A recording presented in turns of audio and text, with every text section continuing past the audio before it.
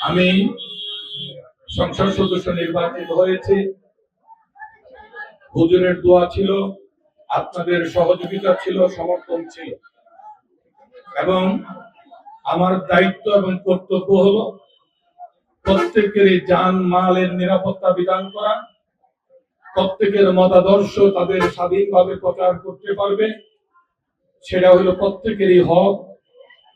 আজকে এই অনুষ্ঠানকে ঘিরে নানান ধরনের যখন আলোচনা হচ্ছিল, আমি সম্মানিত জেলা প্রশাসক, সম্মানিত পুলিশ সুপার, বিশেষ করে আমাদের ভারপ্রাপ্ত কর্মকর্তা তরিকুল ইসলাম সাহেবের নিরলস পরিশ্রম এবং আপনাদের অত্যন্ত হুজুরের খাদেম মুজিবুর রহমান ভুইয়া মজদুর চেয়ারম্যানের সহযোগিতায় আমরা সুন্দরভাবে একটি সমন্বয় করে কোনো ধরনের যেন শৃঙ্খলার অভাব না হয়, প্রত্যেকটি মোড়ে মোড়ে আমরা পুলিশ মোতায়েনের ব্যবস্থা করেছি, প্রত্যেকটি জায়গায় স্বেচ্ছাসেবক নিয়োগ করেছি।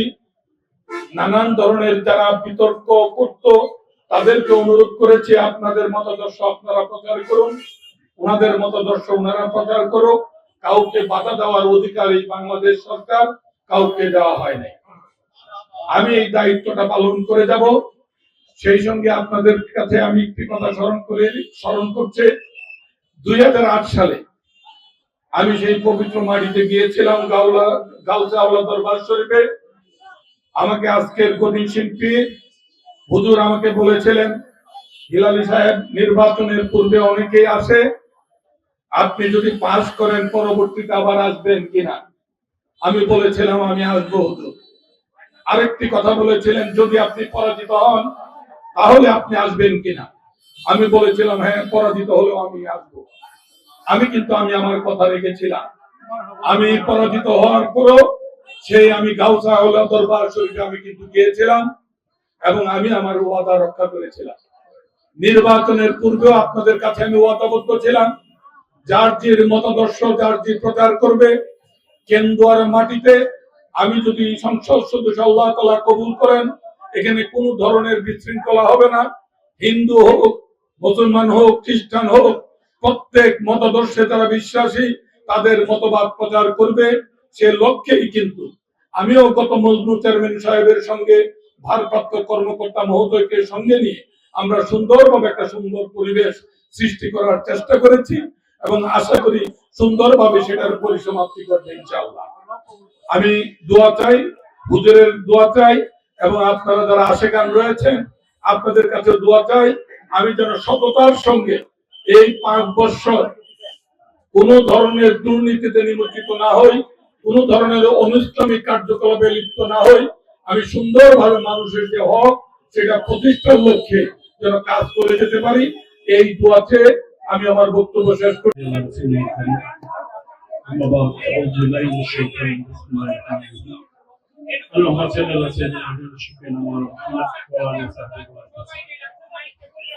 আজকে আমরা মুরিদানে গাউসে আওলা আশিকানে মুস্তাফা সুবিহিতভাবে এই কেন্দ্রস্থ খানকায় আমরা দয়াল নবী, হায়াতুল নবী, নুরুল নবী, নুরুল মুজাসসাম হযরত মুহাম্মদ মুস্তাফা রাসূল পাক সাল্লাল্লাহু আলাইহি ওয়াসাল্লাম এই 12 রবিউল আউয়াল মোতাবেক সেই 1400 বছর আগে এই পৃথিবীর ধরাধামে যে শান্তির ভূমি ও বাণী নিয়ে এসেছিলেন, যে শান্তিকে প্রতিষ্ঠিত করার জন্য, মমত্ববোধকে প্রতিষ্ঠিত করার জন্য, মানবতা বোধ সৃষ্টি করার জন্য, দেশ ও জাতিকে সুশৃঙ্খল করার জন্য, উশৃঙ্খলতা দূর করার জন্য, পাপাচার্য থেকে মানুষকে মুক্তি করার জন্য, আল্লাহ ভীরু হওয়ার জন্য যে প্রেমের দাওয়াত ইয়া আইয়ুহান নাস বলে সম্বোধন করেছিলেন, সেই দাওয়াতের পরিপ্রেক্ষিতে যুগ যুগ ধরে তাসাউফপন্থীরা, আউলিয়া প্রেমিকরা, সেলফে সালিহিন, আয়ামে মুস্তাহিদিন, উলামায়ে কেরামরা এই ঈদে মিলাদুন নবী সাল্লাল্লাহু আলাইহি ওয়াসাল্লামের শুভ আগমনে খুশি উদযাপন করেন। সেই সুবাদে আমরা এই নেত্রকোনা জেলার কেন্দ্রস্থ উপজেলায় আমরা সেই জুলুস করেছি। এই এলাকার মানুষের সঙ্গে ঈদে মিলাদুন নবীর পরিচিতি কম, পরিচিতি দেওয়ার জন্য। আর আমাদের মেসেজ হলো দেশ এবং জাতিকে সুশৃঙ্খল করার জন্য একটি মাত্র পথ, সেটা হলো রাসূল পাক সাল্লাল্লাহু আলাইহি সাল্লামের মহব্বত অন্তরে লালন করা এবং তার আনুগত্যের মধ্যে থেকে আউলিয়া কেরামের মহব্বত নিয়ে, যদি সে প্রেম নিয়ে প্রত্যেকটা মানুষ যদি নিজের জীবনকে অতিবাহিত করতে পারে, তাহলে আমাদের এই দেশ থেকে উচ্ছৃঙ্খলতা এবং অসামাজিক কার্যকলাপ এবং বিভিন্ন রকমের অপ্রাসঙ্গিক কার্যকলাপ থেকে আমরা মুক্তি পাবো। আমরা চাই আমার রাসূল পাক সাল্লাল্লাহু আলাইহি সাল্লামের পূর্ণ প্রেম অন্তরে এমন ভাবে লালন করুক, যেখানে আমার রাসূল বলেছেন, তোমরা তোমার জীবন থেকে আমাকে বেশি ভালোবাসো। এই ভালোবাসাটাকে প্রতিষ্ঠিত করার জন্য আমরা তাসাউফপন্থীরা কাজ করে যাচ্ছি এবং সেই ভালোবাসা যেন সবার ভিতরে ধাবিত হয়।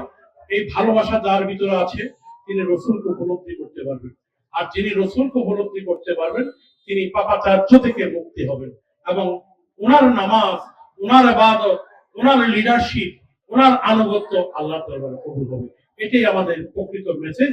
আল্লাহ পাক আমাদের সবাইকে এই রাসূল পাক সাল্লাল্লাহু আলাইহি সাল্লামের মহব্বত নিয়ে, আহলে বাইতের মহব্বত নিয়ে, পীর আউলিয়াদের অন্তরকে লালন করে দেশ ও জাতি গঠন করার আমি আহ্বান করি।